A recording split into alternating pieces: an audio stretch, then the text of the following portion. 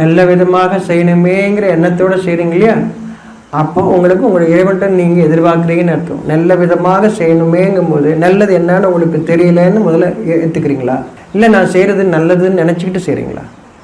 நல்லதுன்னு நீங்கள் நினச்சிட்டு செய்கிறீங்க அப்படின்னா நீங்களே முடிவு பண்ணிட்டீங்க நல்லது உங்களுக்கு தெரியும்னு சொல்கிறீங்கன்னு அர்த்தம். நல்லதாக நடக்கணும்னு நான் கேட்கும்போது அதோடைய அர்த்தம் நல்லது என்னான்னு என்னுடைய படைத்தவனுக்கு தான் தெரியும்னு நான் அவன்கிட்ட அடிபணிகிறேன், சரணடைகிறேன், தலை வணங்குகிறேன்னு அர்த்தம்.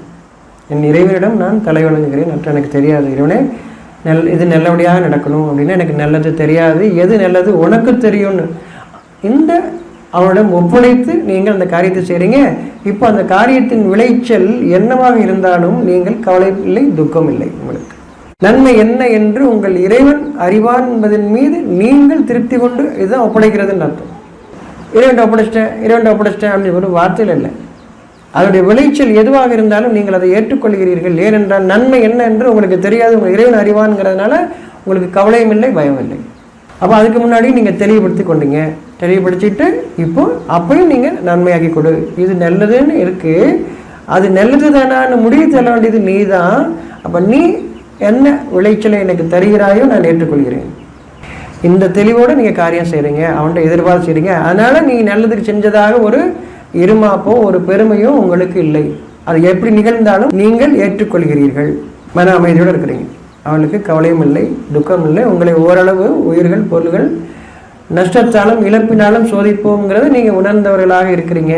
அதன் காரணமாக நான் என்ன பண்ணுறது இப்படி ஆகிப்போச்சு அப்படின்னு நீங்கள் வருத்தப்பட மாட்டீங்க. வெளியே காட்டுறதும் உள்ளே வச்சுக்கிறது ரெண்டும் ஒன்று தான் இல்லையா? வெளியே நான் வருத்தப்படலன்னு சொல்லிக்கலாம், ஆனால் உள்ளே எப்படி இருக்கீங்கன்றது உங்கள் இறைவன் அறிவான், நீங்களும் அறிவீர்கள். அதை நீங்கள் உணர்ந்து திருந்துவதற்காக இன்னும் உங்களோட இறைவன் ஒப்படைச்சு திருந்ததற்காக தான் தெளிவு, வேதத்தை கொண்டு தெளிவு. எனக்கு ஒரு கஷ்டம் இருக்குன்னா நான் அதை ஒப்படைக்கவே இல்லைன்னு அர்த்தம், ஆனால் வாயில் ஒப்படைச்சிட்டேன். அவர்கள் வாய்களால் கூறி திரிபவைகள் வீணானவை சொல்கிறேன்.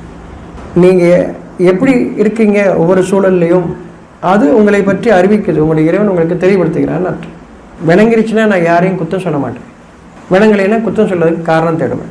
அப்போ இறைவனுக்கு இறை வாக்குக்கு விரோதமாக இறைவாக்கு என்ன சொல்லுது, குற்றம் குறை கூற வேண்டாம். அதை நான் சொல்கிறேன். எப்போ நீங்கள் சொல்கிறீங்களோ உங்களை நீங்களே முடிவு கட்டி விட்டீர்கள் அர்த்தம். வாயில் சொல்லும்போது நான் கடவுளை தான் வழிபடுறேன், அவனை தவிர இல்லை, நான் சரணாகதி முற்றிலும் இறைவனையே தான் முன்னோக்கியோனா இப்படிலாம் சொல்கிறீங்க. வார்த்தையெல்லாம் தெரிஞ்சுக்கிட்டீங்க, நிறைய கேட்டு கேட்டு கேட்டு பிடிச்சி போச்சு உங்களுக்கு வார்த்தை. வெறும் வார்த்தைகள். உணர்வு விளங்கி கொள்ளுங்கள், உணர்வீர்கள். இப்படி உங்களுக்கு கவலையும் இல்லை, துக்கம் இல்லை. இறை வாக்குகள் கண் முன்னாடி உங்களுக்கு சத்தியமாக எழுவதை நீங்கள் பார்ப்பீர்கள், விளங்கி கொண்டால். இல்லைன்னா கரெக்டாக சொன்னதெல்லாம் செஞ்சேன் ஆனால் இப்படி ஆகிப்போச்சு அப்படிங்க.